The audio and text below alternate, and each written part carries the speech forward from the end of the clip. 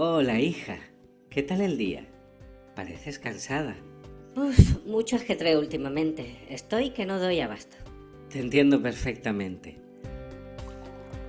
Oye, ¿qué es eso que bebes? Pues leche de soja. Dicen que es buena para el colesterol. ¿Leche? Eso no es leche. Hasta en las noticias ha salido que eso ni es ni se puede llamar leche. Mira, yo, que presumo de buena salud y de tener unos huesos bien fuertes, desde niña me bebo un par de vasos de leche cada día. Pero de la de toda la vida, la que viene de las vacas, la que aporta calcio y un montón de nutrientes de manera natural. Hazme caso y que no te líen. Bebe mucha leche, pero de vaca, hija, de vaca.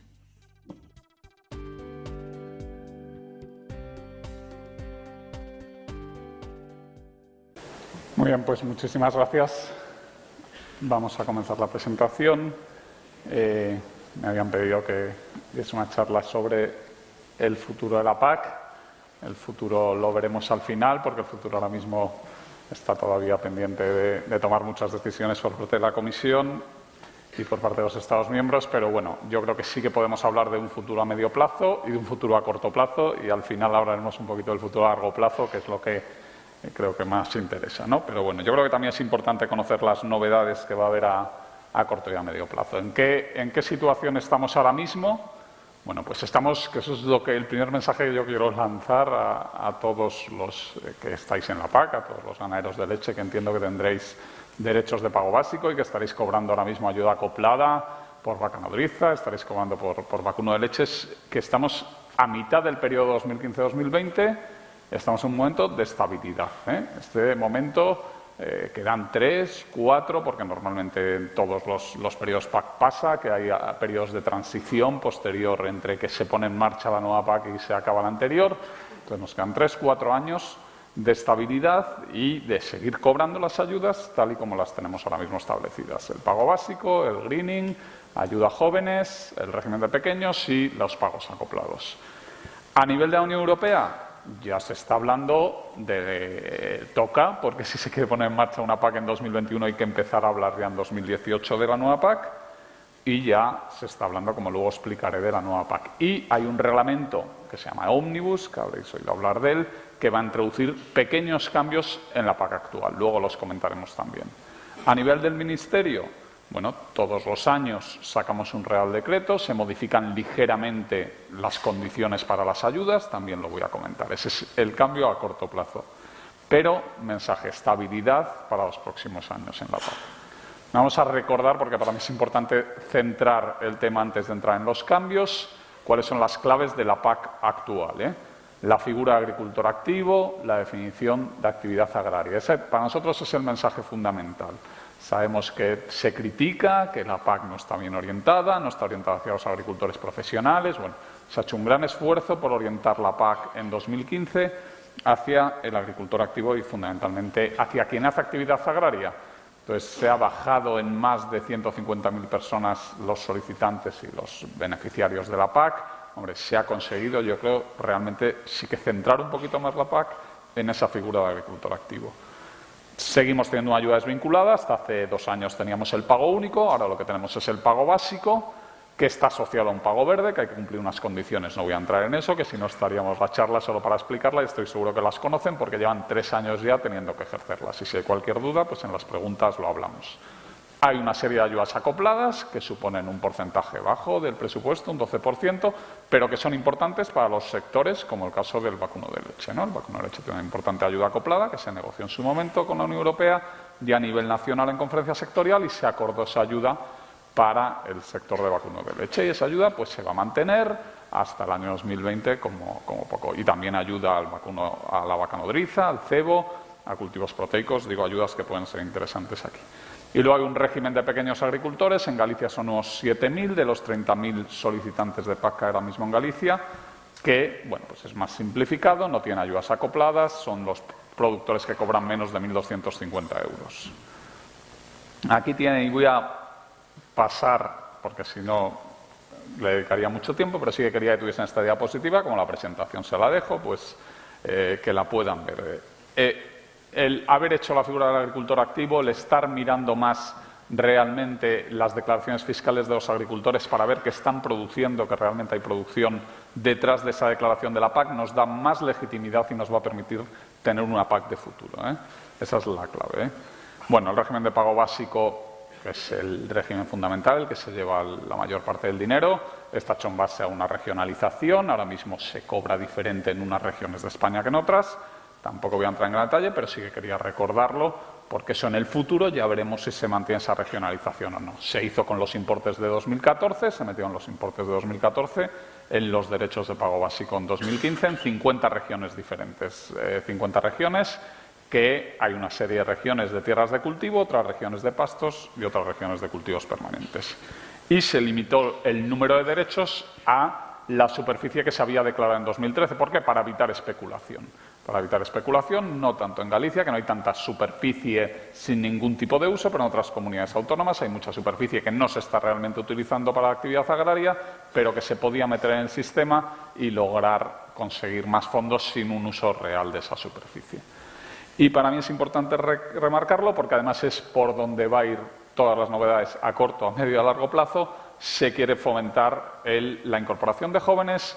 Ya se puso en marcha en 2015 la ayuda complementaria en el primer pilar para los jóvenes, además de las ayudas que ya estaban en el marco del desarrollo rural, de dar un 25% de los derechos de pago básico a los jóvenes que se incorporan durante 5 años.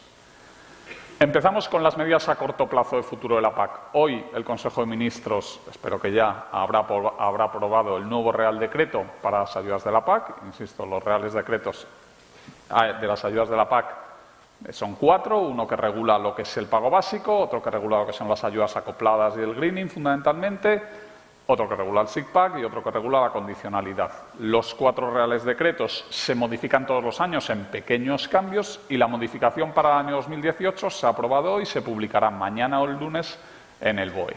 Entonces, si quieren estar atentos, si quieren ver, se van a sacar notas de prensa, se va a decir. Pero vamos a ver cuáles son los pequeños cambios que introduce esta modificación que se ha aprobado hoy en la PAC del 2018. Se meten cambios en lo que es el control de la actividad agraria, por lo que vamos aprendiendo en los controles que se van realizando. Bueno, pues sobre todo son cambios orientados hacia explotaciones que lo que hacen es mantenimiento. Y entiendo que en su caso no es el caso, porque ustedes lo que hacen es una actividad clara. Estoy hablando de los ganaderos de leche, que son, entiendo, el mayor público que hay aquí. Pero sí que hay explotaciones que el 100% de su explotación no tiene otra actividad que no es mantenimiento. Esto lo queríamos erradicar, no hemos podido erradicarlo, pero lo controlamos mucho más. Y en este nuevo Real Decreto se mete un nuevo criterio de riesgo para poder asegurarnos que estamos evitando creación de condiciones artificiales para cobrar la PAC. También hay una cosa importante que evitamos en el nuevo Real Decreto, que se pone también porque estamos viendo un movimiento especulativo en solicitudes de Reserva Nacional, que se hacen a la Reserva Nacional de Derechos de Pago Básico, de gente que mete muchísimas hectáreas de pastos y realmente tiene una cabaña ganadera muy pequeña o casi inexistente y, bueno, pues no se adecúa la cabaña ganadera que tiene con las hectáreas de pastos que mete y se mira a ver que realmente haya una actividad agraria detrás importante.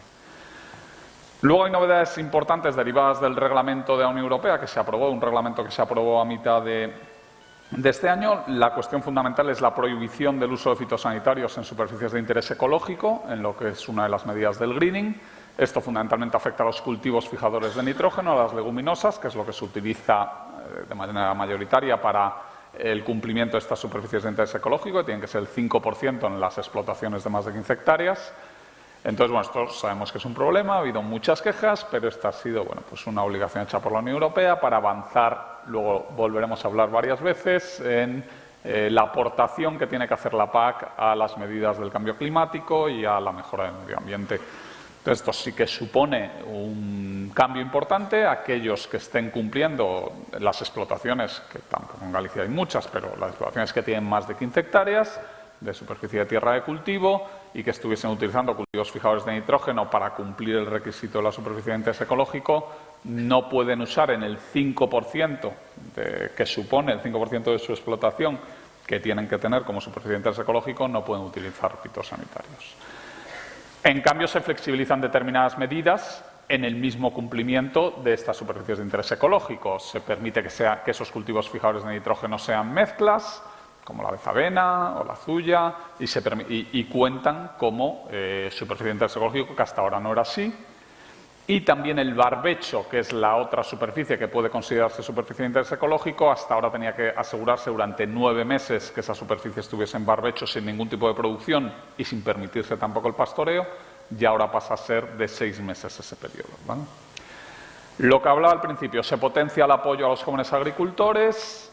En el Real Decreto son pequeñas medidas, se permite que los jóvenes agricultores puedan comprar derechos sin tierra, sin peaje. Todas las compras de derechos que se hacen sin tierra asociada tienen peaje, pero si es un joven agricultor no va a tener peaje. Y también en lo que es las ayudas acopladas ganaderas, que aquí creo que les interesan, pues teóricamente tú tienes que tener la explotación ganadera a tu nombre y los animales a tu nombre a 1 de enero, pero en caso de que un joven compre después del 1 de enero una explotación, se va a permitir que el joven pueda pedir las ayudas acopladas ganaderas en esa explotación. Se hace determinada, bueno, esto ya son cuestiones pequeñas, pero bueno, lo digo rápidamente, el 31 de mayo será fecha tope, tanto para modificar la solicitud, que ya era así, presentar cesiones de derechos, que era el 30 de abril, pero que se ha visto que las cesiones de derechos se presentan también cuando se están haciendo modificaciones de las solicitudes, y para lo que es la renuncia a la participación en el régimen de pequeños. Los pequeños se pueden salir de ese régimen, pero entonces tienen que cumplir el greening, se les puede sancionar por condicionalidad, bueno, pierden sus ventajas, pero pueden renunciar y el 31 de mayo es la fecha tope. Ahora bien, sí que quiero recordar que las fechas son del 1 de febrero al 30 de abril, las comunidades las pueden modificar siempre que cuenten con el acuerdo del Ministerio. Hasta ahora tenía que ser una modificación para toda España y este nuevo Real Decreto permite que solo una comunidad pueda modificarla. Esto es importante. ¿Por qué es importante? Pues seguro que luego alguien me va a preguntar por el anticipo. Pues para que puedan ustedes cobrar el anticipo, cuanto antes se acaben de presentar las solicitudes, antes se pueden hacer los controles por parte de las unidades de control y antes pueden cobrar ustedes. Entonces, si porque en otra comunidad autónoma van más tarde con la presentación de solicitudes, se tiene que retrasar para toda España en la fecha del 30 de abril, pues al final perjudica a todos porque se cobran más tarde las ayudas. Ahora, si en Galicia se consigue en plazo y se consigue cerrar el 30 de abril, los controles se van a poder hacer antes y se va a poder pagar antes. Y hay una cuestión que creo que es interesante, que en el tema de la condicionalidad se va a prohibir la aplicación, bueno, no se prohíbe, el Real Decreto no prohíbe la aplicación de purines con sistema de plato abanico cañones, sino lo que hace es penalizar por condicionalidad para disminuir las emisiones, vuelvo a hablar, ligazón con cambio climático, medio ambiente, etcétera. Ahora bien, las comunidades autónomas pueden establecer excepciones geográficas o por tipo de superficie para esta prohibición, ¿vale?, para esta penalización. Entonces, bueno, pues Galicia seguro que va a valorar, en función de las zonas, el hacer excepciones, porque ya lo sabemos, esto se ha hecho sobre todo para las zonas de porcino, las zonas de determinadas comunidades autónomas que tienen un gran problema de concentración de purines, ¿no? Eso es el corto plazo. La modificación de Real Decreto, los cambios fundamentales, esos cambios ya son fijos, ya están acordados con las comunidades autónomas, con el sector, y se publican mañana o el lunes y ya las comunidades autónomas ahora lo que tienen que hacer es modificar sus órdenes de PAC para tenerlos en cuenta y publicarlas antes de 1 de febrero para que ustedes puedan empezar a presentar su solicitud a partir de 1 de febrero. Pero, insisto, son cambios pequeños. En reales decretos que ocupan cientos de páginas, pues estos son 7 o 8 páginas de nueva normativa, pero que son cambios, ajustes pequeños que no van a suponer cambio realmente en lo que creo que a ustedes les importa, que son sus derechos, cómo tienen que cumplir el greening, cómo tienen que cumplir las ayudas acopladas, las condiciones de ayuda acoplada de leche o de vaca nodriza se mantienen exactamente las mismas, los animales tienen que estar en las 4 fechas entre el 1 de enero y el 30 de abril, hay que cumplir las condiciones de producción de leche y se tienen que poder verificar que están haciendo entregas de leche, en el caso de la leche, la vaca nodriza hay que cumplir unas fechas de parto, creo que conocen las condiciones, pero si no, luego les enseño la página web donde las pueden consultar.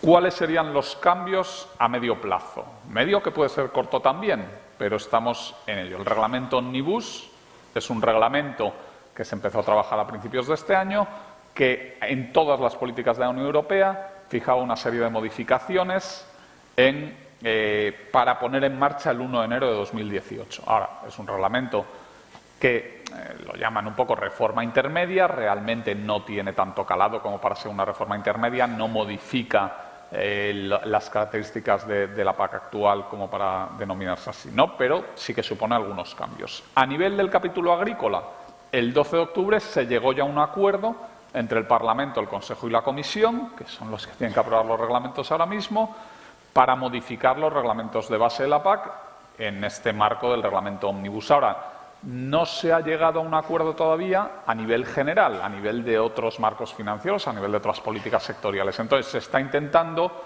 que el reglamento Omnibus agrícola se separe del resto y que sí que se pueda publicar y tenga efecto el 1 de enero de 2018. Es interesante porque ahora les comentaré lo que supone. Su misión ha sido simplificar y flexibilizar determinados aspectos. Y todo lo que introduce el reglamento Omnibus es positivo para el agricultor. Sé que no les va a maravillar, no es que sea maravilloso, no incrementa los importes de las ayudas, pero bueno, supone cambios que a alguno espero que les resulte interesante. Bueno, para los jóvenes sí que supone incremento de las ayudas, o puede suponer. Entonces, sí que me hubiese gustado ya venir sabiendo que la fecha de entrada en vigor era 1 de enero de 2018 y parece casi seguro. Esta misma semana se han estado haciendo negociaciones en Bruselas, casi seguro, pero todavía quedan un par de cuestiones. Entonces, yo no les puedo asegurar que vaya a entrar en vigor el 1 de 2018, pero creemos que sí que va a ser así. De hecho, ya estamos preparando la normativa que incorporará lo que ahora les voy a comentar en estos reales decretos que les estaba citando antes. ¿Cuáles son los principales cambios de este reglamento Omnibus? Bueno, el primero es que se modifica la definición de los pastos permanentes, lo que permitirá un mejor reconocimiento de los pastos arbolados y arbustivos mediterráneos. Ese ha sido una cuestión que ha llevado tanto España como Francia, como Grecia, como el Parlamento Europeo. Tenemos un problema con la Comisión que entiende el pasto como, bueno, aquí en Galicia sí que tenéis mucho, como el puro pastizal, pero no entiende lo que son superficies de pastos arbolados, superficies de pastos arbustivos, que son pastables, que se pueden perfectamente utilizar y, bueno, pues siempre ha estado más reducida la admisibilidad de ese tipo de pastos que la de los pastizales. Entonces, el reglamento Omnibus introduce una nueva definición de pasto que va a permitirnos aumentar la admisibilidad de esos pastos arbolados y esos pastos arbustivos. ¿Eso va a quitar el famoso coeficiente de admisibilidad de pastos? No, porque el coeficiente de admisibilidad de pastos no está hecho para quitar la admisibilidad de los pastos arbustivos y arbolados que son realmente admisibles y que se pueden pastar. El coeficiente de admisibilidad de pastos está hecho para quitar superficies con elevada pendiente, para quitar zonas de roca, para quitar superficies impenetrables, fundamentalmente. Entonces, ahora, es verdad que una vez quitas todo eso, si el recinto SIGPAC te queda con una superficie elegible que más del 50% no es herbáceo, sino que es arbustivo o es arbolado, no podía ser elegible. Entonces sí que había determinados recintos que se podían pastar, y que estoy seguro que ustedes conocerán, y que no podíamos poner como elegibles o que les teníamos que poner un coeficiente de admisibilidad muy bajo. Vamos a esperar a que salga el reglamento y se empezará a estudiar si se puede mejorar determinados coeficientes de admisibilidad de pastos. Yo creo que sí que se va a poder, pero va a ser en un grado no demasiado elevado y no se va a eliminar en ningún caso el coeficiente de admisibilidad de pastos, dado que hay muchas superficies, insisto, que son impenetrables, que no son pastables y que no se pueden considerar elegibles. Pero bueno, nos permite un cierto margen a España para las superficies que ahora mismo hay de pastos, incrementarlas un poquito y sobre todo mantenerlas, que ya eso es un lujo con esta nueva definición. Se incluyen nuevas propuestas en el ámbito de la figura de agricultor activo, pero bueno, son propuestas. Por un lado, se incluye una propuesta para que los Estados miembros que lo decidan dejen de aplicar la figura de agricultor activo, pero no creemos que vaya a ser el caso de España. Veremos lo que dicen las comunidades autónomas, pero desde luego el Gobierno central no quiere parar la figura de agricultor activo. Y se incluyen nuevas propuestas más de gestión para mejorar la gestión del agricultor activo. Pero en principio la principal propuesta, que sería quitar esa figura, no se quiere utilizar en España. Se simplifican determinadas cuestiones relativas al greening, pero fundamentalmente la verdad es que es complicado de entender. Estaba mirando en la web a ver si la habíamos publicado ya, pero estamos a punto de publicar una nota explicando qué cuestiones son, pero fundamentalmente afecta a las explotaciones de más de 30 hectáreas. Hay una serie de exenciones. No tienes que diversificar ni tienes que cumplir lo de las superficies de interés ecológico. Si más del 75% de tu superficie es pasto, es barbecho o es arroz, o es leguminosa, siempre y cuando, hasta ahora era siempre y cuando el resto de la superficie sea menor de 30 hectáreas. Y ese siempre y cuando el resto de la superficie sea menor de 30 hectáreas se quita. Pero insisto que a quien afecta esto es a explotaciones de más de 30 hectáreas. Esto sí que es más interesante. Se incrementa el factor de ponderación de los cultivos nitrogenados, que antes he explicado que contabilizan como SIE, como superficie de interés ecológico, fundamentalmente leguminosas, siempre y cuando no se utilicen fitosanitarios a partir de 2018, pero hasta ahora contaban como 0,7, o sea, una hectárea de guisante o una hectárea de leguminosa contaba como 0,7 hectáreas a efectos de cumplir el 5% del porcentaje que necesitas tener de superficie de interés ecológico, y ahora ya pasa a contar como una hectárea, ¿vale? Una vez se aplique el reglamento Ómnibus. Esto sí que es interesante. Lo que nos parece más interesante de todo es que se va a duplicar la ayuda concedida en el marco del régimen. Bueno, lo tiene que decir el Estado miembro. Desde luego, el Gobierno central quiere proponerlo a las comunidades autónomas, que se pueda duplicar la ayuda que se está recibiendo en el marco del primer pilar en el régimen de jóvenes. Actualmente es un 25% de los derechos de pago básico y pasaría a ser hasta un 50% de los derechos de pago básico durante 5 años, lo que podrían cobrar los jóvenes agricultores que se han incorporado o que se incorporarán. También permite el reglamento Ómnibus, que eso no se permitía hasta ahora, hacer una revisión anual de las ayudas acopladas. En principio no va a haber revisión, desde luego para 2018 es imposible que la haya porque no da tiempo de meterla y tendría que ser por acuerdo de conferencia sectorial. Vamos, nuestra impresión es que en España no habrá revisión de ayudas acopladas, pero bueno, si las comunidades autónomas de mayoría plantean revisiones, pues se tendrán que valorar. Pero vamos, en principio, insisto en la estabilidad y en que las ayudas acopladas se quieren mantener tal y como están. Luego hay cambios que no afectan a las ayudas directas. No los llevamos desde el Fondo Español de Garantía Agraria, se llevan desde otros ámbitos del Ministerio, pero sí que quería remarcárselos, pues se flexibiliza la aplicación del régimen de autorizaciones de nuevas plantaciones de viñedo, también para poder priorizar a los jóvenes en esas nuevas plantaciones.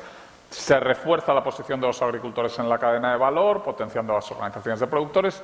Lo que ha hecho el reglamento es recoger lo que ya teníamos en la ley de la cadena alimentaria en España, realmente todo el tema de los contratos lácteos, que sabemos que tienen sus problemas, pero que también han sido un importante avance, se refuerza y queda enmarcado dentro de una reglamentación comunitaria con este reglamento Ómnibus. Realmente lo que pasa es que para el sector lácteo lo que supone es que en el reglamento salga lo que ya estamos haciendo, ¿no?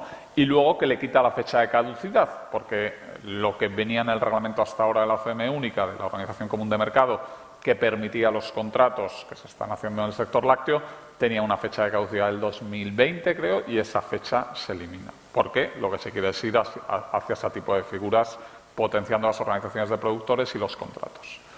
Y bueno, también en el marco de los programas de desarrollo rural se introducen ciertas simplificaciones, la definición de joven para potenciarla, el uso de instrumentos financieros, se quiere trabajar mucho con instrumentos financieros, con préstamos avalados, eso ya hay varias comunidades que lo están empezando a hacer, se facilita el asesoramiento, se da más apoyo a sistemas agroforestales. Bueno, pues esto en breve ya les digo que tendrá una nota de prensa al que quiera meterse en el Ministerio para poder ver todo esto más detallado y confiemos que en cuanto esté aprobado, creo que es el día 15 que hay una reunión en Bruselas para tomar esa decisión de poder aprobarlo con fecha 1 de enero de 2018, pues en ese momento se pondrá en marcha toda la maquinaria legislativa para que esté publicada la norma incorporando estos cambios que hemos comentado. Pero vamos, el cambio fundamental será el tema de los jóvenes, de duplicar el 25 al 50% y la definición de pasto permanente para flexibilizar ligeramente esa definición. Y el tema de pasar de 0,7 a 1 los cultivos fijadores de nitrógeno. Ese era el medio plazo, pero que confiemos que sea a corto plazo y que sea también 1 de enero de 2018, si no sería 1 de enero de 2019. Y ahora, el largo plazo, la PAC post-2020, que estoy seguro que todos están interesados en conocer. Bueno, la posición española, en marzo de 2017 se realizó una conferencia con todas las comunidades autónomas y con todos los sindicatos agrarios en relación con el futuro de la PAC. Se quiso tener esa conferencia pues para asegurar que teníamos una posición previa a las negociaciones que ahora les voy a comentar, que van a empezar en breve, y lo que se quería era tener una posición clara apoyada por todas las comunidades autónomas, apoyada por el sector. Y en mayo, después de esa conferencia, en la cual cada comunidad autónoma expuso cómo veía la PAC ahora mismo, el sector expuso, los medioambientalistas, las ONGs medioambientales también los pusieron, bueno, pues hubo mucho debate y en base a esa conferencia y a las conclusiones posteriores de la misma se aprobó en la conferencia sectorial un documento de posición común que se remitió a la Comisión en el marco de la encuesta que la Comisión estaba haciendo sobre el futuro de la PAC y que ahora comentaremos, ¿no? Entonces, ese documento, voy a entrar un momento en la web del Ministerio para enseñar dónde está, para el que quiera. Muy bien, pues aquí tenéis, a ver si está, no, todavía no está el documento que sé que estamos a punto de publicar sobre el reglamento Omnibus que os estaba comentando, pero aquí en Agricultura tenéis Política Agrícola Común, España ante la reforma de la PAC.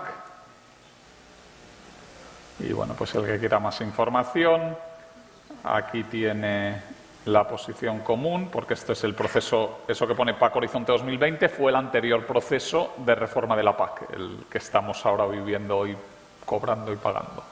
Este es el nuevo proceso de la reforma de la PAC para el periodo 2020-2027, que es lo que comentaba que se celebró la conferencia el 27-28 de marzo, Construyendo la PAC del Futuro, y aquí está el documento de la posición común en relación con la iniciativa de la Comisión sobre modernización y simplificación. Esa iniciativa de la Comisión era la encuesta que realizó la Comisión respecto al futuro de la PAC, que ahora comentaré. Pero bueno, pues que vieseis dónde tenéis el documento y ahora volvemos a la presentación y os presento de manera rápida cuáles los puntos fundamentales de el documento que tenéis colgado en la web, ¿no? El documento de la conferencia sectorial establece la importancia que tiene la PAC para España, que la financiación de la PAC debe estar a la altura de sus objetivos, que los objetivos ya no son solo económicos y productivos desde el punto de vista de conseguir una alimentación adecuada para la sociedad europea, sino que hay un importante objetivo medioambiental. Y, por lo tanto, es un importante objetivo medioambiental. La financiación tiene que estar a la altura de todos esos objetivos económicos, sociales y medioambientales que tiene que tener la PAC a partir de 2020 y que tiene la PAC ahora mismo, ¿no? Dentro de ese documento se habla de que deben mantenerse unos pagos directos con un esquema parecido al actual. ¿Por qué se habla de un esquema parecido al actual? ¿Ya que me refiero con un esquema parecido al actual? Pues estoy hablando de pagos desacoplados, pagos que no estén asociados a una producción concreta, lo que es el régimen de pago básico, pagos medioambientales, lo que es el pago verde, pagos ligados a algún tipo de actividad medioambiental, que ahora mismo es el pago verde, son los pagos agroambientales del segundo pilar de los programas de desarrollo rural y es la condicionalidad. Todo eso son pagos realmente ligados a cuestiones medioambientales. Entonces, sería un segundo pilar que consideramos que se debe mantener y un tercer pilar serían los pagos asociados, ¿no? No quiero hablar de pilares, que los pilares son el primer pilar totalmente cofinanciado y los planes de desarrollo rural, pero los ejes fundamentales serían esos pagos desacoplados, pagos medioambientales y pagos acoplados. Ese es el esquema actual y ese esquema, de una manera o de otra, lo queremos mantener. Y eso es lo que dice el documento acordado en conferencia sectorial. Y lo queremos mantener financiado al 100% por fondos europeos. Porque una de las cuestiones que está en el ambiente, bueno, en el ambiente no, está en un documento de la Comisión, que saca diferentes escenarios para la PAC del futuro y que se publicó hace 3 o 4 meses. Uno de los escenarios es que haya cofinanciación de esas medidas. ¿Qué supone la cofinanciación? Pues al final la cofinanciación supone que los países que menos pueden cofinanciar, pues al final van a tener más problemas para seguir manteniendo la PAC y al final perjudica a países con problemas, con pues menos fondos que otros, ¿no? Y además eso quita validez realmente a que la política agrícola sea común y sea europea. Entonces, bueno, el valor añadido europeo se tiene que mantener siendo financiado al 100% por la Unión Europea. Y luego, muy importante en ese documento, y ya lo venía diciendo a lo largo de toda la charla, los pagos directos deben estar orientados hacia los agricultores y ganaderos con una verdadera actividad agraria. Y ahí debemos de seguir trabajando en controles, debemos de seguir trabajando en medidas que nos permitan realmente ligar los pagos a la actividad agraria. En los pagos acoplados lo hacemos a través de esas cuestiones, de exigir entregas, de exigir partos, de exigir, bueno, pues diferentes cuestiones que nos permiten realmente controlar que el productor sigue haciendo su actividad. Y en los pagos desacoplados, pues se tiene que hacer a través de asegurarnos que se está haciendo un correcto mantenimiento de la superficie. Cuando hay cultivos no hay ningún problema, pero muchas veces no hay cultivos, hay solo mantenimiento y se debe de hacer ese mantenimiento. No nos gusta que se paguen ayudas solo por hacer mantenimiento de la superficie, pero para poder mantener las ayudas agrarias dentro de lo que es la Organización Mundial del Comercio, pues necesitamos poder permitir que se pueda hacer mantenimiento y no obligar a que todos los años una superficie tenga que tener producción. Pero lo importante es que ese mantenimiento al menos sea real y no se esté cobrando de manera especulativa por tener la superficie sin hacer nada, que seguro que conocen ustedes casos. No digo que eso no pase, pero eso es lo que tenemos que tratar de evitar y desde luego en España lucharemos porque los reglamentos nos permitan poder hacer más controles en ese sentido y poder realmente orientar la futura política hacia los agricultores y ganaderos con una verdadera actividad agraria. El documento habla también de otras cuestiones que no son solo lo que son las ayudas directas, habla de potenciar la red de seguridad y los instrumentos de gestión del riesgo, lo que son los almacenamientos privados y públicos actualmente existe. Ahora mismo tenemos almacenada leche desnatada en polvo en España y en toda Europa del último caída de precio que hubo en el sector de la leche. Y bueno, pues se quieren mantener estos mecanismos de intervención pública y también hay mecanismos de almacenamiento privado en el queso. Bueno, pues hay diferentes mecanismos en porcino, en aceite de oliva, que se quieren mantener y se quiere potenciar los instrumentos de gestión del riesgo. Es verdad que en España tenemos desde hace tiempo un sistema de seguros potente, con sus críticas también, pero que es un ejemplo para otros muchos países de la Unión Europea. Y lo que se quiere es ese sistema de seguros que tiene España o algo parecido, llevarlo también, que pueda ser en parte financiado por la Unión Europea. Ya veremos en qué queda eso, pero al menos se quiere que eso esté dentro de la futura PAC. Se quiere potenciar el enfoque de cadena agroalimentaria, que veníamos hablando, el que se luche contra prácticas comerciales desleales, el que se esté haciendo todo el trabajo que está haciendo ahora mismo la Agencia de Control Alimentario, la ICA del Ministerio, en colaboración con las comunidades autónomas, y que es fundamentalmente eso, una lucha contra los precios por debajo del coste, contra las actuaciones desleales a nivel de comercio y para una mayor integración a lo largo de toda la cadena, ¿no? Entonces, eso también se quiere fomentar. Insisto, el reglamento Ómnibus ya es un paso importante, lo que comentaba antes, ya es un paso importante en ese enfoque de cadena agroalimentaria y el futuro reglamento desde España se va a buscar porque tenga también ese enfoque. Y, por supuesto, mantener y fomentar los programas de desarrollo rural, que eso sí que son ya cofinanciados, siempre han sido cofinanciados, pero, bueno, pues que sigan siendo cofinanciados esos, pero no el resto de la política, el primer pilar, las ayudas acopladas, los derechos, que son financiadas al 100%. Los programas de desarrollo rural, pues orientados sobre todo a dar un apoyo mayor todavía a jóvenes, a mujeres, a zonas con limitaciones naturales, temas de adaptación al cambio climático. Si bien está claro que todos los temas de adaptación al cambio climático, todas las cuestiones del COP de París, de la reunión de cambio climático de París, van a ir de alguna manera u otra ligadas al primer pilar, a lo que es el mantenimiento de los derechos de pago básico. O sea, habrá un greening reforzado, por llamarlo de alguna manera, o una evolución del greening muy ligada a acciones que permitan hacer una mejor adaptación al cambio climático. Temas de bioeconomía, temas de innovación, bueno, todo eso, insisto, lo detalla muy bien el documento que les he enseñado y lo tienen todos ustedes a su disposición en la página web del Ministerio, o sea que lo pueden consultar. Ahí hubo acuerdo de todas las comunidades autónomas, menos de Aragón y de Navarra. Navarra, bueno, pues expuso que no había tenido suficiente tiempo para valorarlo y que no tenía claro que se fuese a su posición. Y en el caso de Aragón, si lo están siguiendo ustedes, considera que debería de reorientarse totalmente la PAC y que debería de orientarse hacia los agricultores en base a renta. Propone un mecanismo en base a renta que está tratando de ahora mismo de presentar. Si se mete un poquito y lo buscan, ya lo tienen ellos publicado, o sea que y por eso no apoyaron, porque consideran que lo que se está proponiendo desde el Ministerio y el resto de comunidades es hacer un mantenimiento de la PAC actual, y ellos quieren que haya un cambio importante, pero también orientado hacia los agricultores activos, pero con una metodología diferente.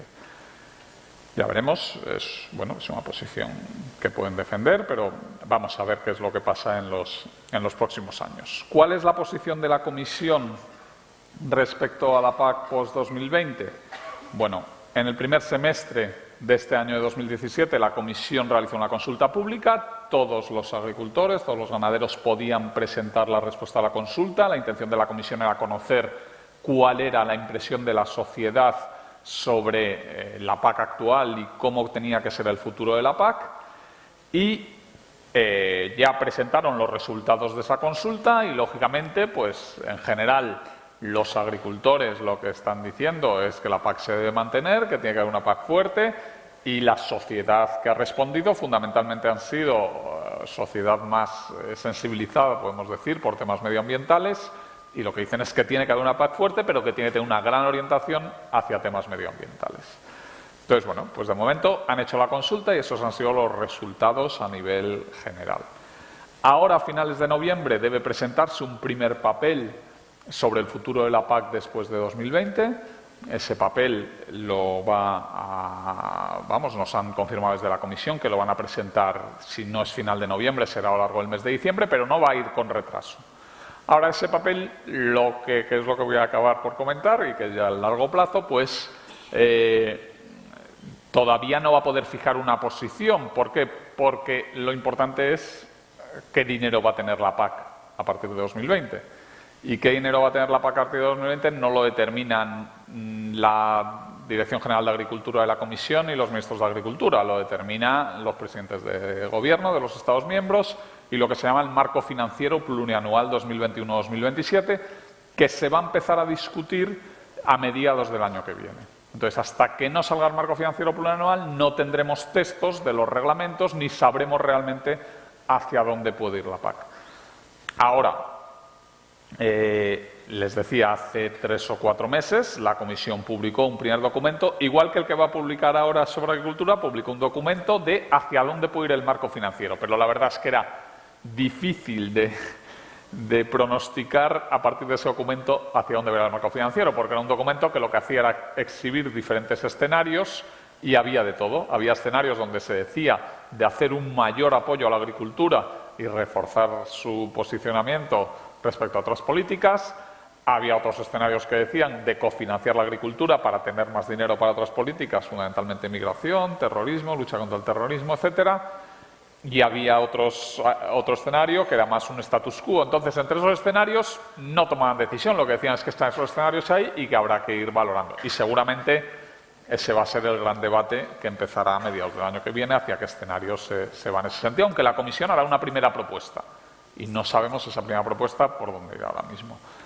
Hay un factor fundamental que todos conocen, que es el Brexit, que supone una pérdida, pues están calculando de 2.000, 3.000 millones, aproximadamente no llega al 10%, pero cerca de un 10% anual. Entonces, bueno, pues si no, los Estados miembros no acuerdan poner más dinero o no se acuerda llevar dinero de otras políticas a la PAC, una bajada del 10% mínima va a haber a partir del 2020 por la cuestión del Brexit, porque el Reino Unido era un Estado que donaba dinero a las políticas en general a la Unión Europea, ¿no?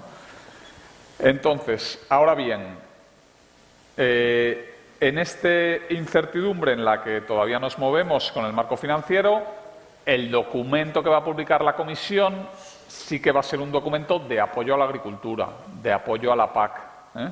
Las ideas que vamos conociendo, lo que se va comentando de filtraciones y que también va saliendo a prensa por filtraciones, que es lo único que tenemos ahora mismo, pues sí que hablan de que se debe mantener una estructura de apoyo al agricultor, de ayudas directas. Eso sí, hablan de 2 o 3 ideas con las que quiero finalizar, que son, primero, un capping de las ayudas, una redistribución hacia las explotaciones más pequeñas, El capping es que a partir de cierta cantidad, las explotaciones que cobran más de 150.000 euros no puedan cobrar más de 150.000 euros, se corte, se cape en 150.000 euros lo que cobran esas explotaciones, independientemente de su superficie. Y esa idea, pues parece que va a estar en el documento, pero bueno, ya lo veremos, pero es lo que se va filtrando. Y incluso una redistribución hacia las primeras hectáreas, que esa ya es optativa en la PAC actual, que no se ha hecho en España, se ha hecho en otros países y que la Comisión parece que quiere replantear de manera obligatoria. Pero ya veremos. Y eso sí, esa es la primera idea, de una redistribución hacia las primeras hectáreas y un capping.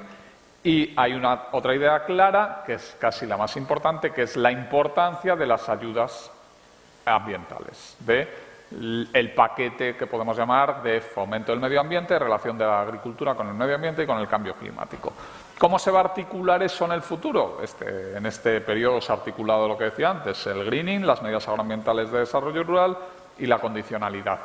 Se está hablando de esos tres ejes, unirlos en uno solo y que luego haya determinadas ayudas para cuestiones más exigentes, que serían como unos complementos, pero bueno, es que son cuestiones, insisto, yo doy pequeñas pinceladas, pero todo eso ahora mismo es una nebulosa, O sea, no se sabe exactamente qué va a tener el documento, pero se va a saber en breve.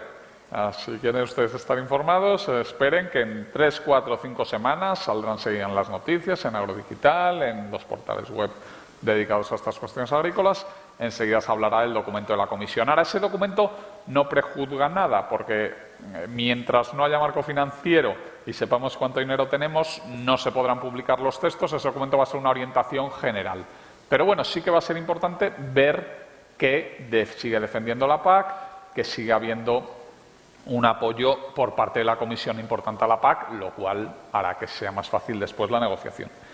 Y quiero finalizar, porque lo comentamos con Seragro, pues comentándoles un poquito también cuál es la posición que tienen otros Estados miembros de cara al futuro de la PAC. Ya les he comentado que España es una clara defensora del futuro de la PAC y del peso de la PAC y de la necesidad de una PAC fuerte. Bueno, esa postura la hemos estado defendiendo y la hemos estado comentando con otros Estados miembros y, bueno, en general el sur de Europa es un defensor de la PAC, Portugal, Grecia, Italia son claros defensores de la PAC.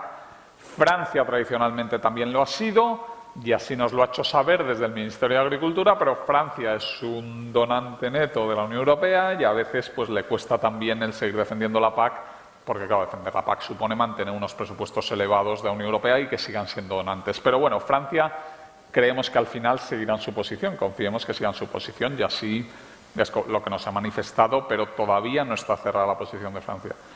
Alemania también parece que está teniendo una posición, y eso es muy importante porque si hay un eje Alemania, Francia, España que defiende la PAC, ese eje es fundamental, pero Alemania sí que parece que quiere mantener la PAC y que porque es el país que puede tirar la balanza hacia un lado o hacia otro, eso sí, con una orientación medioambiental muy importante. O sea, Alemania tiene dos ministerios distintos, Ministerio de Agricultura y Ministerio de Medio Ambiente, los dos participan en toda la negociación y está claro que puede querer defender la PAC el Ministerio de Agricultura, pero tiene que haber una orientación hacia políticas de medio ambiente fundamental. Y luego hay un eje del este también defensor de la PAC, todo el eje de los países que se incorporaron en el 2004, lo que se llama el Grupo de Visegrado, que es fundamentalmente Polonia, Hungría, etcétera, Rumanía, Bulgaria, etcétera. Todos esos países quieren mantener la PAC, tienen un sector agrario importante y la PAC les está suponiendo una inversión importante en ese sector y,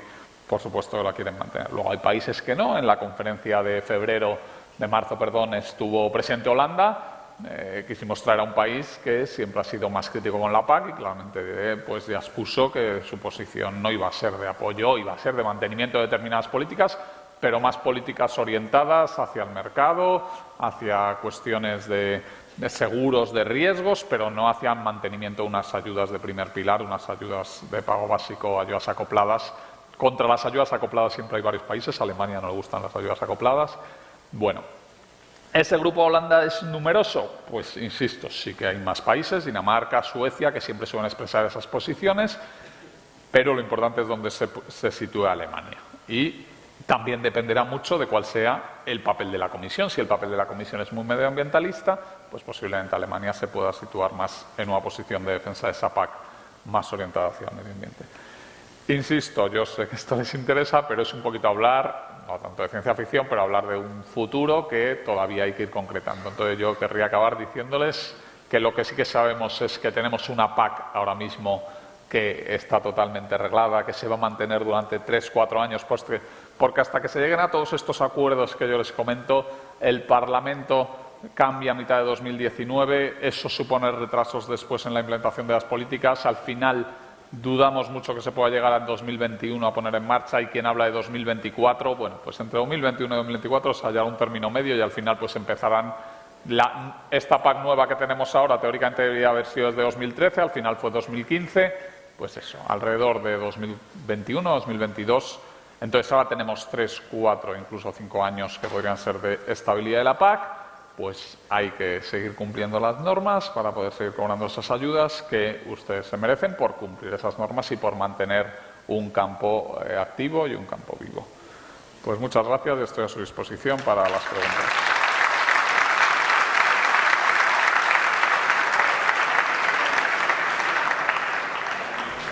Moitas gracias, Miguel Ángel. Supoño que haberá moitas preguntas. Miguel Ángel, además, xa nos dixo antes de empezar a súa ponencia, que el tiña ganas de escoitar as inquietudes que temos aquí os gandeiros de Galicia. Turno de preguntas. Buenos días. Quería hacer dos preguntas muy breves. Se rumorea o hay probabilidad de que con la nueva reforma pasemos a tener un pago básico con una tasa plana, o sea, cobrar las mismas hectáreas todos y no la regionalización. Esa era una pregunta. Y la segunda pregunta, también breve, quería saber su opinión si considera que con un 0,2 de carga ganadera implica actividad ganadera. Nada más. Muy bien. Bueno, pues la primera pregunta, el tema de la convergencia yo no lo he citado. No lo he querido citar porque no se tiene nada clara cuál va a ser el planteamiento de la Comisión respecto a la futura convergencia. Sí que lo normal es que siga lo que se llama la convergencia externa. La convergencia externa es que se vayan acercando los niveles de ayuda por hectárea de los Estados miembros, que gracias a eso España está cada año incrementando ligeramente, pero bueno, pues en un porcentaje, sus derechos de pago básicos. Si ustedes lo ven, ningún año coincide el valor de sus derechos, pero siempre tiene que ser ligeramente al alza por esa convergencia externa que tenemos ya en este periodo. Lo normal es que esa convergencia externa se mantenga en el periodo 2020-2027, sobre todo quien va a pelearlo son los países del este, que son los que tienen unas ayudas menores por hectárea. Convergencia interna, ya veremos. A ver lo que dice el reglamento, a ver cómo plantea las ayudas. La convergencia interna al final supone movimiento de dinero entre sectores, entre comunidades autónomas, entre agricultores, y la convergencia interna pues es un tema muy complejo dentro de España, que supuso muchas reuniones y muchos problemas en la reforma del 2015. Entonces no queremos anticiparnos. Vamos a ver qué dicen los reglamentos.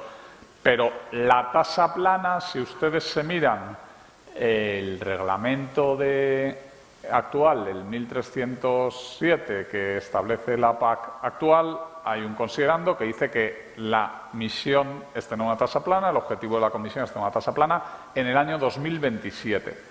Bueno, vamos a ver si eso se mantiene o si no se mantiene. Digo, cuando eso esté claro a nivel de reglamento, empezaremos a hablar aquí de la opción de que haya tasa plana o no. Pero de momento no queremos anticipar un debate que puede ser complicado de establecer.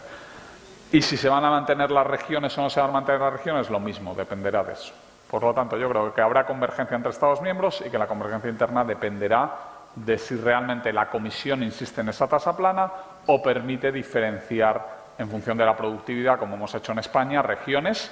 Y eso sí, dentro de la región te puede obligar a una tasa plana, pero no, si nos permite diferenciar regiones, va a permitir diferenciar el regadío del secano, permitir diferenciar las explotaciones de vacuno de leche de Galicia de las explotaciones de extensivo de la dehesa, que es lo que se ha hecho con la regionalización actual.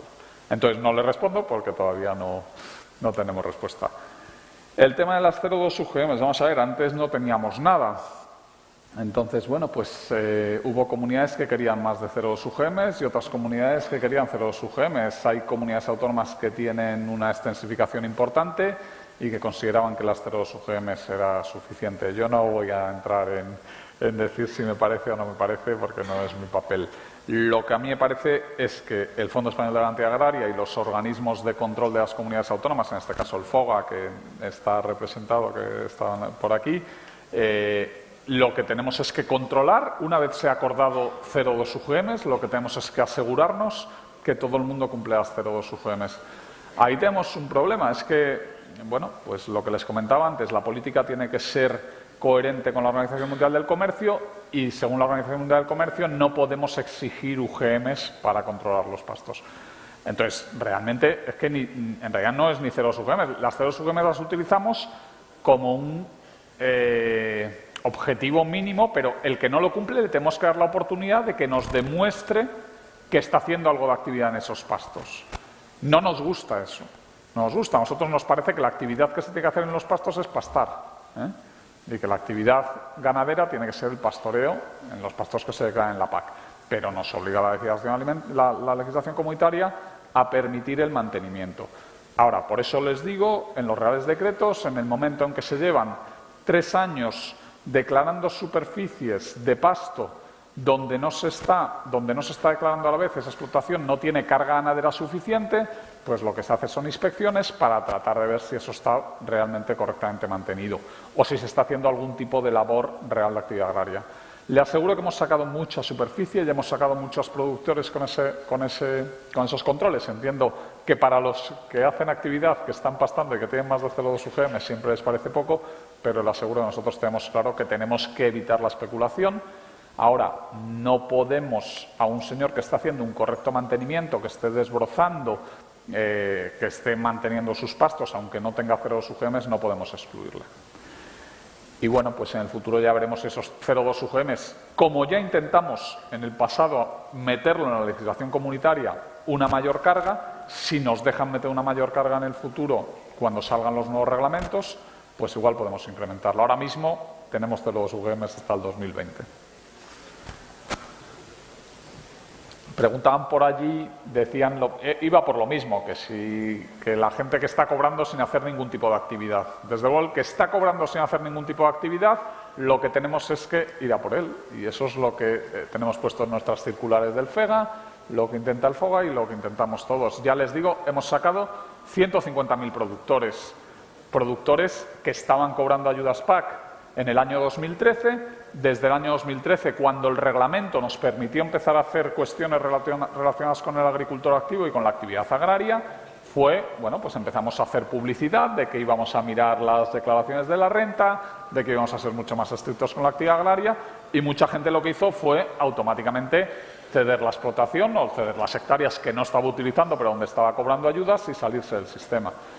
¿Que sabemos que hay gente que sigue declarando hectáreas donde realmente no está haciendo una actividad? Lo sabemos, o sea, ustedes lo saben, nosotros lo sabemos también. Por eso en el Real Decreto ponemos que el que declare toda su explotación en mantenimiento y no haga ningún tipo de cultivo y no tenga ganadería, le vamos a ir a ver con un criterio de riesgo para que salgan los controles. Por eso ponemos que el que lleve 3 años, aunque esté declarando 50 hectáreas muy bien, pero si tiene otras 50 donde lleva 3 años declarando barbecho y no hace nada en ese cultivo, aparte de barbecho, le vamos a ir a ver esas parcelas igual no le sacamos al entero, pero igual sacamos esas parcelas porque realmente no está haciendo nada. ¿Que está haciendo un correcto mantenimiento del barbecho y ese barbecho está bien mantenido e incluso está mantenido con una cubierta medioambiental? Pues oye, entonces hay que mantenerlo porque eso lo permite el reglamento. Pero bueno, nosotros de verdad que la actividad agraria y el agricultor activo son 2 conceptos claves para el Ministerio. Eso sí, tenemos que utilizarlos dentro del marco legislativo que tenemos. Bueno, a pregunta que non fixo de momento ninguén de vos, cando se van a pagar os anticipos bueno, este ano? A ver, los anticipos se pueden pagar a partir del pasado 16 de octubre. El mecanismo de pago de los anticipos es que la comunidad autónoma, una vez finaliza los controles, tiene que haber finalizado los controles para poder realizarlos y pide el dinero para pagar los anticipos al Fondo Español de Garantía Agraria, nosotros que el Banco de España nos lo adelanta y después nosotros se lo pedimos a la Unión Europea. Entonces, Galicia nos ha informado que en la segunda quincena de noviembre, porque hay una previsión, nos va a pedir el dinero para pagar los anticipos. Están finalizando ahora mismo los controles y van a hacer primero el pago de anticipos de lo que son las ayudas acopladas ganaderas, de la ayuda a la leche, la vaca nodriza, que son las que se pueden pagar ahora mismo. El cebo todavía no se puede pagar, porque el cebo todavía no se han acabado los controles, pero para ayuda de vaca de leche y de vaca nodriza sí que van a poder ya cobrar anticipo. Creo que es lo primero que van a cobrar, el anticipo del 70%, y después el del pago básico y el greening también se va a cobrar antes de fin de mes. Y luego ya lo que es el saldo, pues a partir de 1 de diciembre. Entonces, bueno, pues yo confío que en muy breve plazo tendrán. Desde luego, nosotros tenemos reservado el dinero para los anticipos de Galicia, ya se lo tenemos pedido al Banco de España y lo tenemos reservado para esta segunda quincena de noviembre. Sí, mira, con respecto a las agrupacións de ganaderías e incorporación de xóvenes, respecto a incorporación de xóvenes, dices que van a subir do 25 ao 50%, e si se vai a manter os de 9.000 euros por explotación. E a segunda é que se vai manter tamén que o xoven que se incorpora nunha sociedade vai ter que seguir mantendo o 51% do capital social. Gracias. Sí, vamos a ver. La primera pregunta es si va a subir el tope de... Hasta 9.000 euros, ¿no? Es ahora. Hasta 90 hectáreas es. Hasta 90 hectáreas. Sí, vale, sí. El tope de 90 hectáreas no se ha cambiado. O sea, entonces, para las explotaciones que son grandes, pues claro, si tienen un tope de 90 hectáreas, ese tope se va a mantener. El tope de las 90 hectáreas no se ha cambiado, nosotros lo propusimos también que se cambiase. Tenía mucha menos influencia, estuvimos viéndolo, y realmente lo que suponía un mayor incremento de las ayudas era el duplicar la ayuda del 25 al 50%, pero el tope de las 90 hectáreas se intentó quitar y no se acordó quitar, porque hay otros Estados miembros que no estaban a favor de este incremento de jóvenes. Y luego el otro tema de los jóvenes en sociedades, pues nosotros hemos hecho... Tienen que tener el 51%, es así, y eso sabemos que en las cooperativas no es posible. Entonces hicimos una solicitud a la Comisión, se hizo al Parlamento, el Parlamento lo puso en sus enmiendas, pero no lo hemos conseguido. No hemos conseguido que esa enmienda salga, a pesar de que la hemos apoyado, desde luego España la hemos apoyado, y estaba entre las enmiendas del Parlamento, pero no tiene un apoyo mayoritario. Entonces, porque esa enmienda lo que hubiese permitido es, vale, yo soy joven, estoy incorporado dentro de una sociedad, tengo el 40% de la sociedad, pues que al menos pueda cobrar el 40% de la ayuda de jóvenes, ¿vale? Que no se obligase a tener más del 50% de la sociedad, sino que se pagase en función del porcentaje que tuviesen los jóvenes. Ya digo, eso lo hemos propuesto desde España, lo ha propuesto el Parlamento a iniciativa de parlamentarios españoles, pero eso no lo hemos conseguido en esta ocasión y tendremos que seguir luchándolo. Yo creo que no se entiende en determinados países. No lo sé, pero nosotros lo tenemos muy claro que eso es una injusticia. O sea, realmente lo que se está es limitando la incorporación de jóvenes en el ámbito de cooperativas, porque se está obligando para poder tener la ayuda de jóvenes a que posean más del 50%. Pero eso es una sentencia que hay del Tribunal de Justicia Europeo que obliga a eso, no podemos evitarlo y lo único que podemos es seguir luchando para que en el futuro se haga, pero no lo hemos conseguido en esta ocasión. Boas. Os recursos presentados respecto da asignación que se lles comunicou no ano 2015 que se presentaron alegacións, vanlles mandar comunicación da resolución, cando vai a ser, e sobre todo cando van ser os pagos do importe que hai descontado do 15, 16 e xa da 17. Bueno, eso depende de las comunidades autónomas, pero lo que sí que le puedo asegurar es que en el momento en que se aprueba un recurso, o sea, es verdad, por eso yo hablo de la estabilidad ahora mismo. O sea, el año 2015 fue un año muy duro a nivel al menos de las administraciones, porque fue un cambio de sistema brutal respecto al sistema que se tenía de manera previa. La asignación de derechos se hizo en el plazo que establecían los reglamentos, pero permitían hasta finales de 2016. Entonces, bueno, pues sabemos que hay muchos recursos, no pasa solo en Galicia, hay muchos recursos todavía pendientes de revisar la asignación y que van a poder suponer que se incremente el valor de los derechos. En el momento en que eso salga, eso sí que les aseguro que hay dinero para pagar esos recursos. Lo importante es que la Administración analice el recurso, que lo finalice en el estudio y si corresponde un incremento de derechos desde 2015, automáticamente se hará muy rápido el pago de 2015, lo que corresponde a 2016 y ya se regularizará en 2017. Entonces, no sé si desde Galicia pueden dar alguna información de cómo están con ese tipo de cuestiones de los recursos de 2015, porque ya les digo que depende de la comunidad autónoma. Lo que sí que en el FEGA hay un sistema para esos procesos de recursos desde 2015. Y sabemos que ya están metiendo recursos. No es que sean muchos, al final, lo que pasa es que cada quien le afecta, pues claro, le puede suponer un incremento importante y está pendiente de ese tema. Pero bueno, pues esas cuestiones de recursos siempre van lentas. Lo único que sepan que, aunque sean pagos posteriores a 2015, hay dinero para hacerlos sin ningún tipo de problema. Hay unas partidas reservadas para ese tipo de pagos. ¿Vale? Pero yo no sé decirle cuándo estarán resueltos los recursos. Lo que son recursos a la Reserva Nacional, que sí que se hacen desde el FEGA, pues se tarda 6 meses a 1 año, depende del volumen de recursos que tengamos, ¿no? Pero aquí en Galicia no lo sé cuánto están tardando y qué volumen de recursos tienen. Sí, hola. ¿Cuáles son los cambios más importantes en la definición de joven agricultor o joven ganadero que nombrabas antes? No, el cambio más importante es que se permite que el pago básico que se paga ahora mismo a los jóvenes, que están, tienen que cumplir una serie de condiciones, tienen que haberse incorporado en los últimos 2 años, creo que es, tienen que tener un nivel de formación acreditado, eso es lo fundamental, el que se ha incorporado en los últimos 2 años y el tema de la formación. Una vez se cumple eso y la comunidad considera que cumple los requisitos establecidos, tiene que estar de alta en la Seguridad Social Agraria, tiene una serie de condiciones que están establecidas y que al menos están en el Real Decreto y en la circular que tiene el FEGA. Una vez, ahí no va a haber cambios. El cambio que va a haber es que se va a poder abonar el 50% de los derechos de pago básico en lugar del 25% que se está abonando a esos jóvenes. Pero no va a haber cambios en las condiciones. Las condiciones se cambiaron entre 2015 y 2016 porque hasta 2016 era obligatorio ser explotación prioritaria o tener un programa de desarrollo rural. Pero en 2016 se metió para flexibilizar que si el joven acreditaba que tenía una formación que le permitiese, que lo tiene que establecer la comunidad autónoma, el grado de formación que es, pero es una formación que le permita establecerse como empresa agraria, como agricultor, puede cobrar la ayuda. Y ya no tiene que estar ni tener un PDR aprobado, ni estar en el catálogo de explotaciones prioritarias. Con que tenga el criterio de formación, vale. Ese fue el cambio fundamental, pero eso ya fue en 2016. Ahora el cambio es que cobrarían hasta el 50%. Y luego, lo comentaba antes, también que pueden comprar derechos sin peaje, derechos sin tierra. Cuando se compran derechos sin tierra, que no compras tierra asociada a derechos, sino compras los derechos en papel, eso tiene un peaje del 20%. Si lo compra un joven que está incorporado con formación acreditada, no tiene ningún tipo de peaje.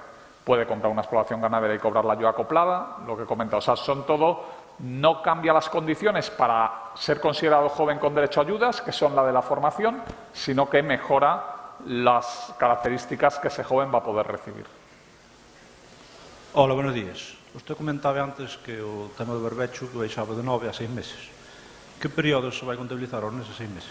Sí, en principio el periodo es entre el 1 de enero y el 9 de septiembre y el 30 de septiembre el que decida la comunidad autónoma.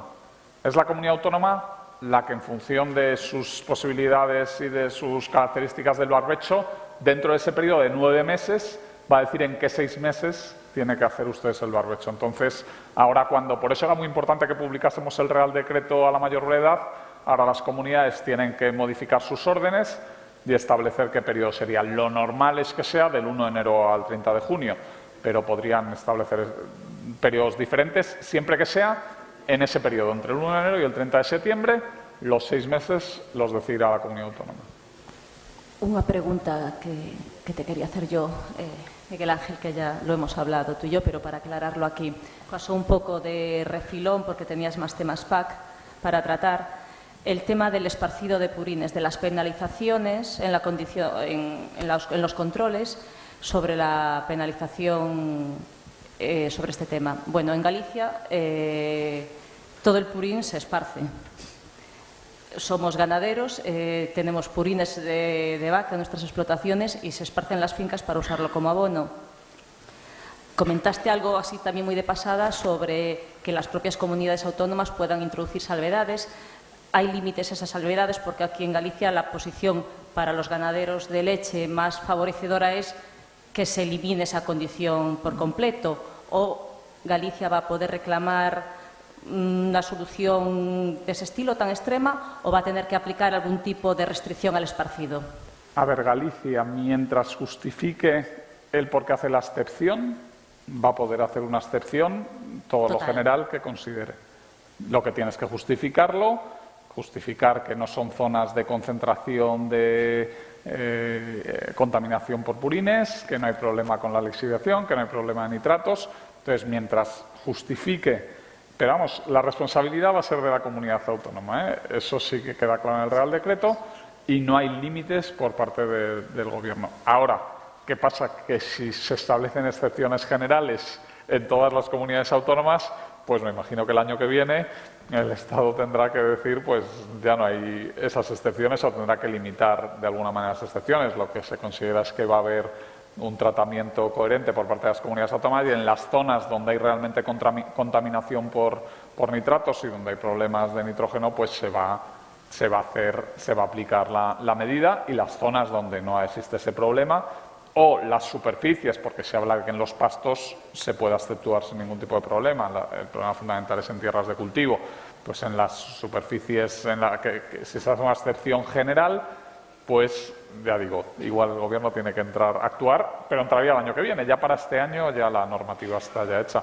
Entonces, ahora mismo las comunidades ya saben desde hace un mes que íbamos a poner ese párrafo de que las comunidades podrán establecer excepciones porque nos lo pidieron ellas.